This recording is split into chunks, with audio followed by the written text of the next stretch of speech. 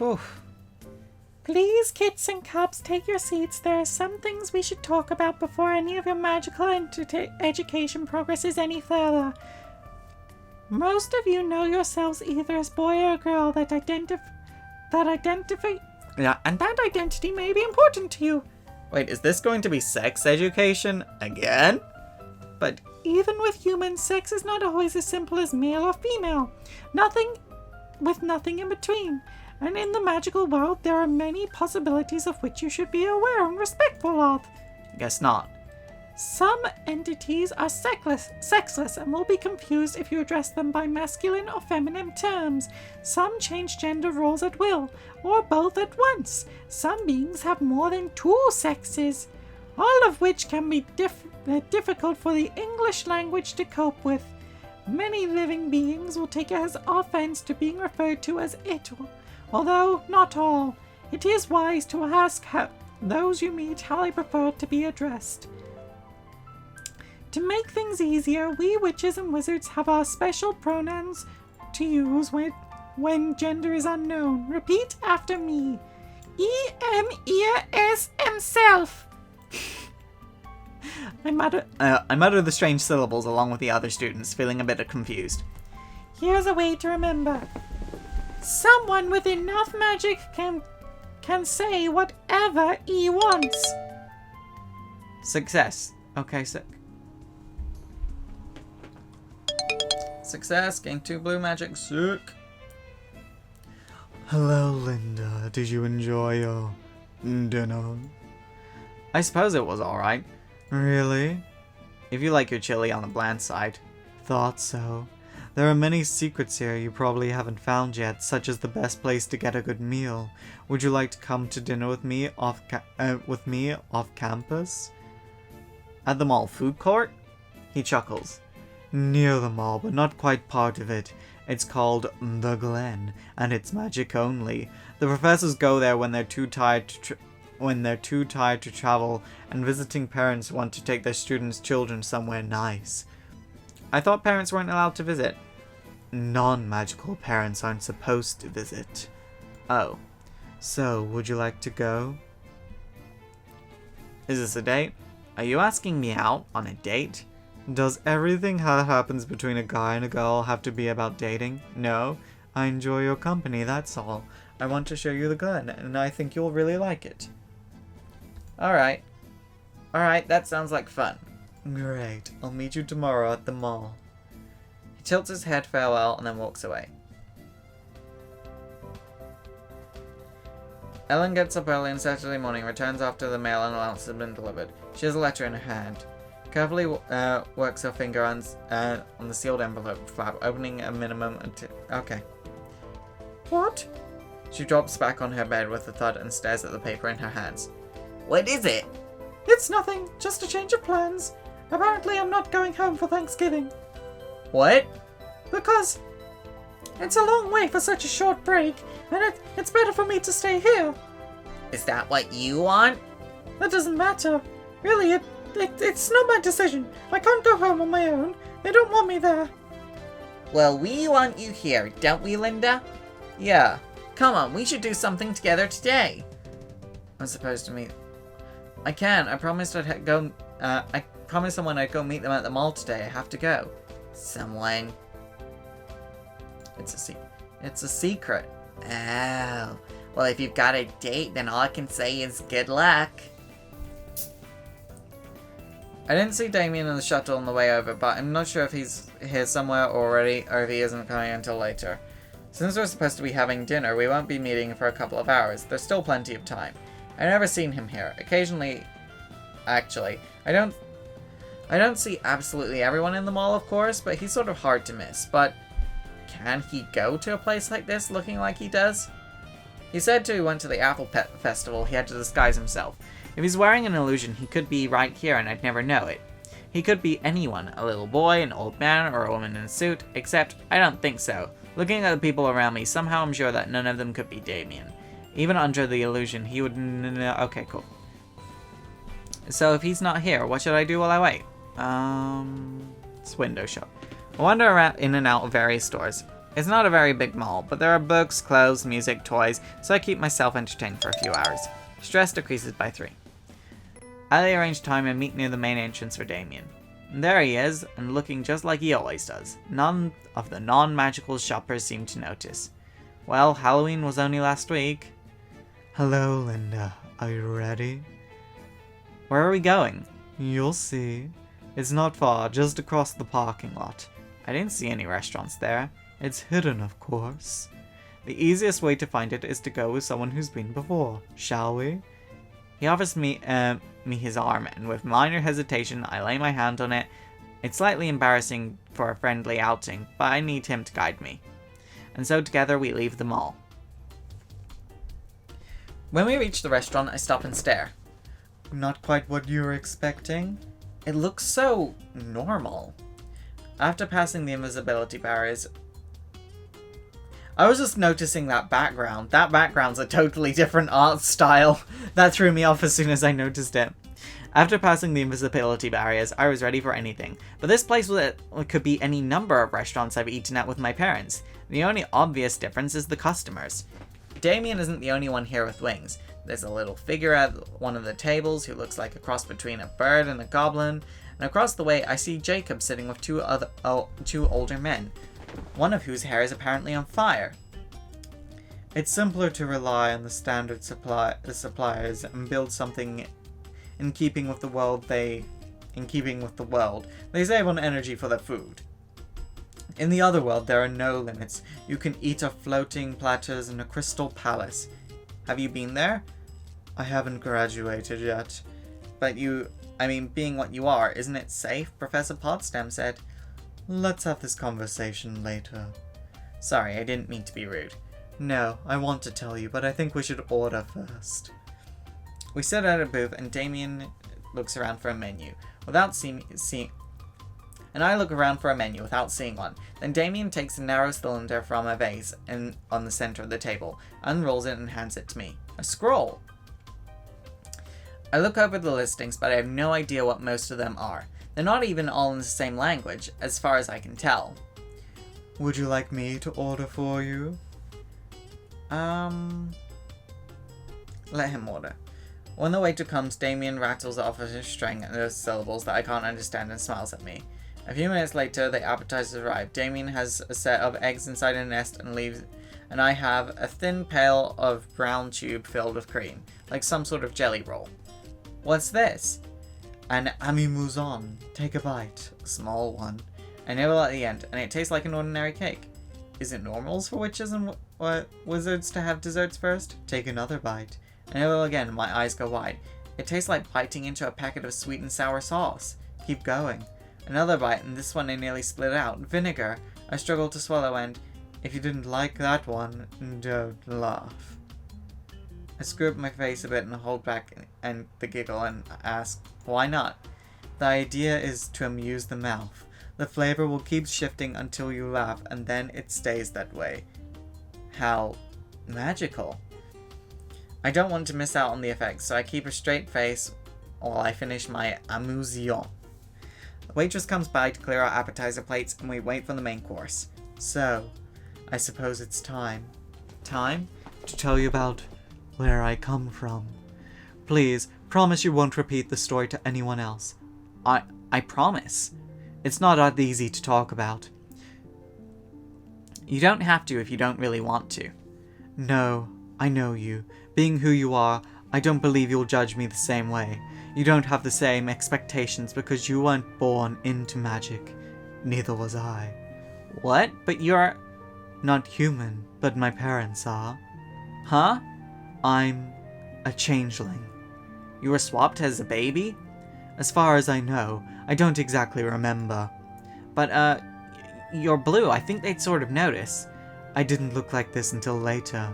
I grew up always believing there was something wrong with me. That face I saw in the mirror wasn't right, but I didn't know why. Oh, I imagined all sorts of things. Perhaps my parents weren't my parents. Perhaps I was a lost prince, and someday my real family would come and take me away. And save me. I think every unhappy child imagines that. He sighs and brushes stray crumbs off the table, not meeting my eyes. Did they come? Did your birth family? No, I've never seen them. I wish they had. Even if one's a demon, they couldn't be... Well... When I turned 13, I saw my true face for the first time. I was terrified. I had to learn to hide it, pretend to be normal, even though I knew that was all a lie. It was quite a shock when I came to Iris and everyone started demanding to know my bloodline. I couldn't tell them. I didn't want to explain. Why would they even ask? That's rude. You see, that's why I could tell you this, because it doesn't matter to you. They want to know who I'm related to, so they know my status. There aren't that many all-magical families, and they're very proud of who they are. And when I wouldn't answer their questions because I couldn't, that made them think I had something to hide. Especially William. His eyes flick back and forth. Suddenly he leans back in his seat and smiles.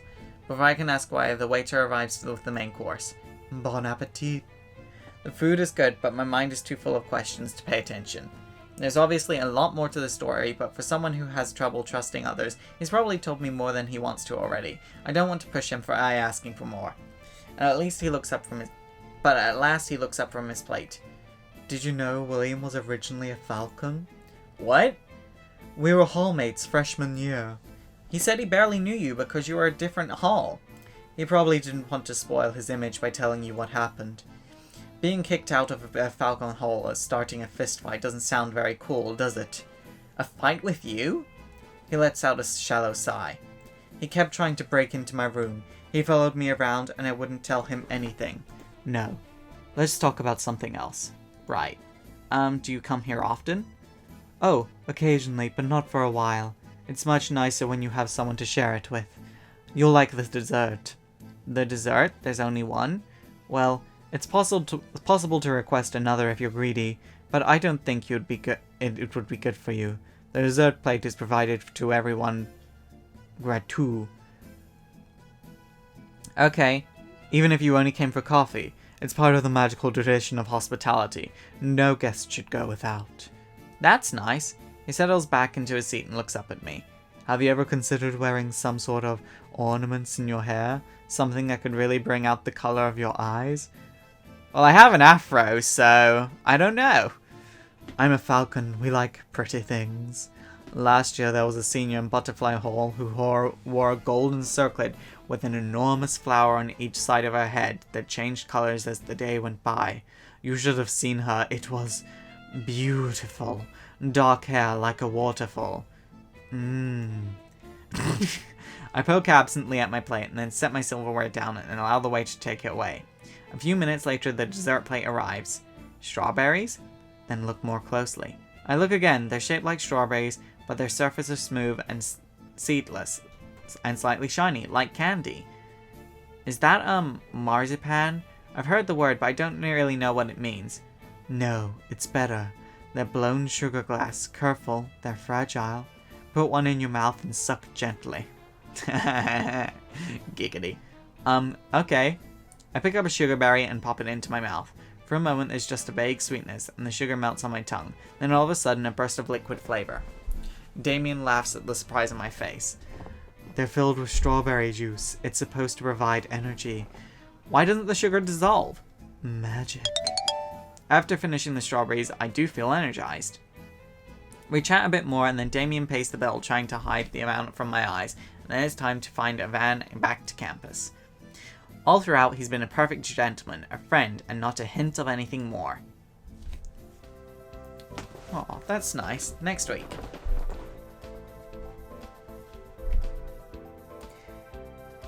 Flyers up in the hall informed us that there will be a special assembly for all freshmen this Thursday. No class activities can be scheduled for that day. What should I do this week? Okay.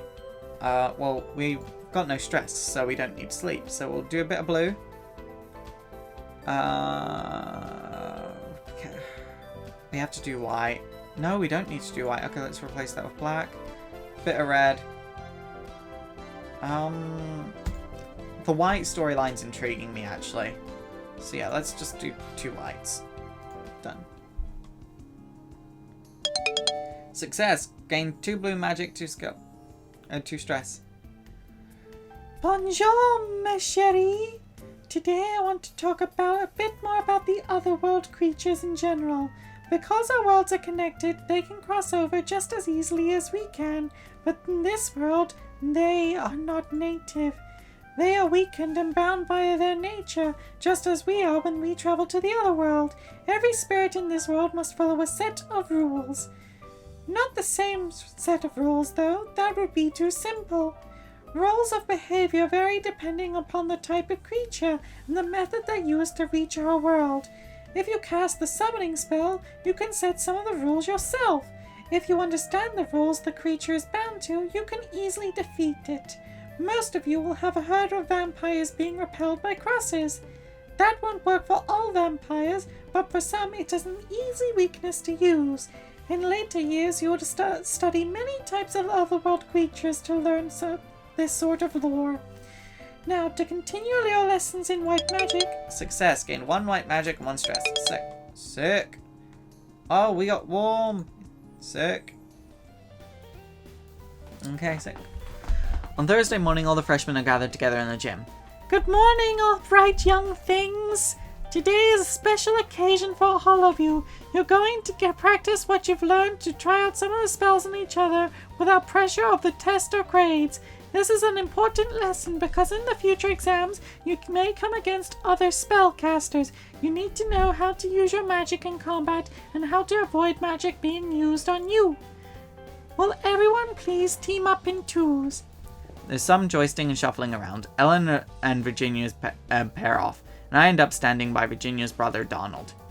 Please pay attention before we begin. I want you to take turns casting spells at each other and blocking them. This is not a battle, and you're not trying to defeat each other. Think of this like a game of catch. One of you is the pitcher, and one of you is the catcher, so you can only pitch when it's your turn. So defenders must only defend and not attack. Also, please don't interfere with any other pairs. That includes casting spells that tend to be messy. No fireballs or ice storms, please. Target only your partner. I will be on hand to deal with any injuries and accidents. If you hurt yourself, please call for help. I will be right there. Have fun! Fun? I turn to face my partner. Ladies first! I'm not sure what to cast. I've never done this before. You can do a push spell, right? Sure, that's easy. Alright, are you ready? 3, 2, 1. I start the spell, but suddenly a wave of cold sweeps over my body and I can't move. The spell fizzles on cast. I wasn't sure if that would work. It'll wear off in a minute. As he said, I am free shortly, but my fingertips are still tingling and sore. Alright, my turn now. Are you ready? I suppose. 1, 2, 3.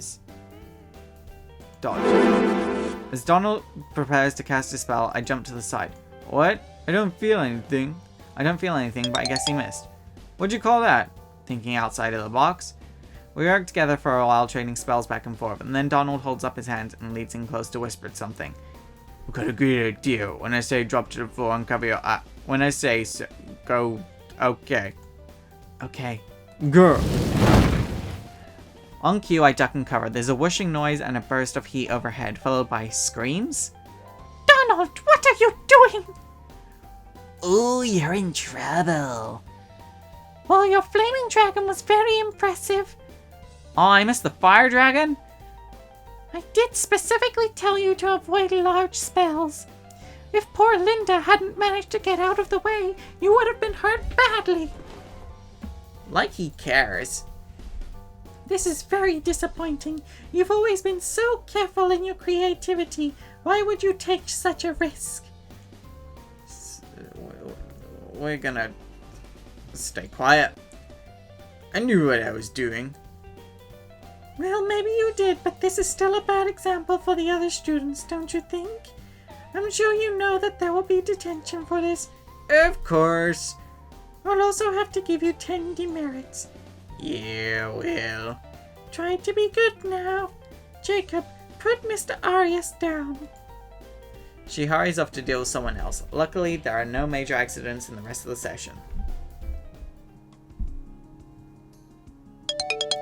Gain 2 white magic, sick.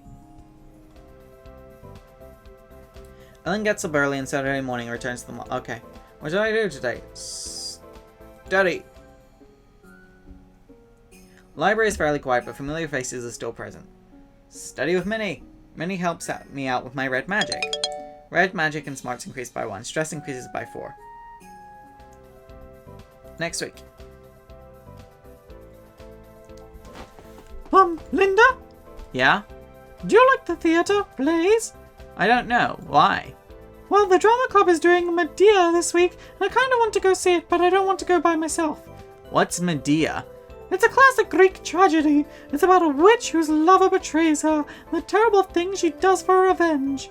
That doesn't sound very nice. That's why it's a tragedy. But they're doing it Friday and Saturday night. I was thinking I'd rather go Friday. Is it free?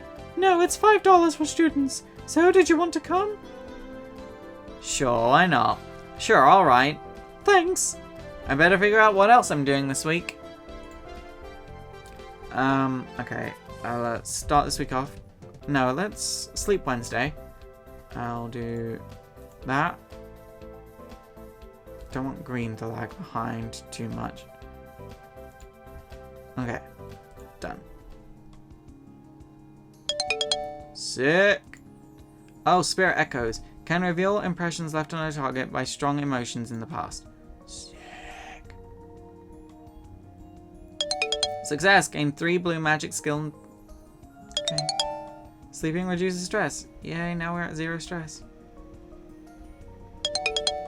2 focuses the caster life energy into temporarily increasing physical strength. Sick. Gain 3 red magic and 3 skill. Spark.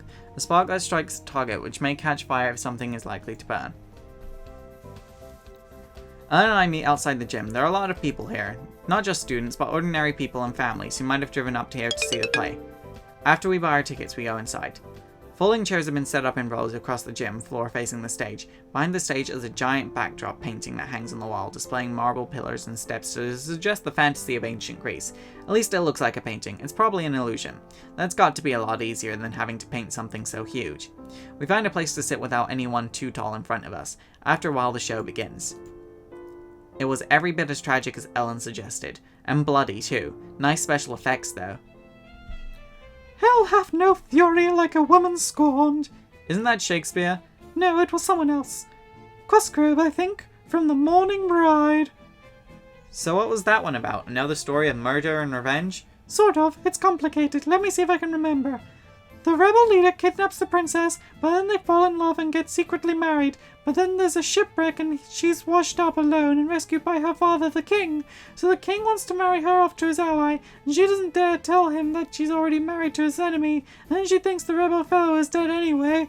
And then he's not, and he was washed up somewhere else and was rescued by a queen who falls in love with him. And the king falls in love with the queen, but they're enemies. And so everyone loves someone who loves someone else, and they all try to murder the people that they think that betrayed them, but then they feel guilty and have to try to change their minds. Only it's too late because the plots are already in motion. They all have to end up killing each other by their own assassins. So the moral, I guess, is that revenge is dangerous. Or else, don't change your mind. Even if a man treated me like Jason, I would never do what Medea did. Well, of course you wouldn't do that. But if someone I loved betrayed me, I'd want to forget.